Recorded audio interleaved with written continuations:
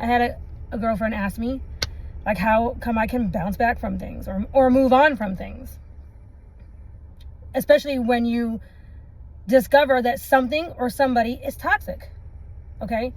And simply put, like I've said in my past videos, when I know beyond a shadow of a doubt that I have done all that I can do in a relationship, that I showed up in an authentic way, I showed up in a 100% got your back, here for you kind of way, right?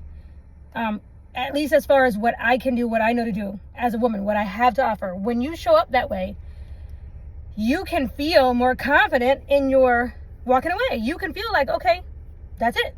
The situation is, that's all that I've done, all that I can do. I've presented myself as much as I'm able to, right? And so you can walk away with a clear conscience, because if somebody is still not, if you show up 100% for them and they still cannot be 100% for you, or they cannot be whatever it is that you had hoped for, or they promised, or whatever, it just is what it is. I mean, that's what that saying means. That saying, it is what it is, that's what that saying means. It is what it is.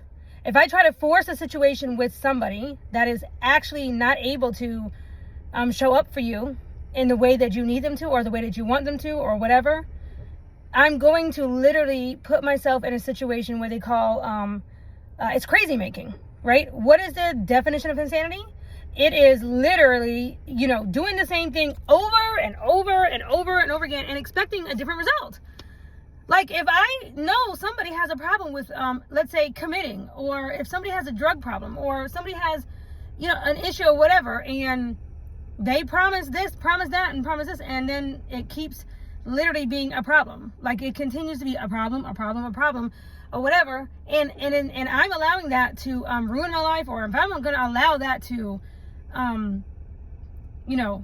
dictate my happiness or whatever, well, they're going to always fail me. They're literally going to always fail me, because I'm going to always hope for more than what they can actually give, right? So the person to blame is me, right? So when people show you who they are, believe them.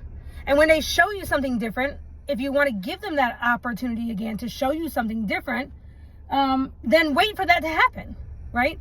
But let me tell you something I've learned about men. I learned this years ago. I learned this with my first husband, okay?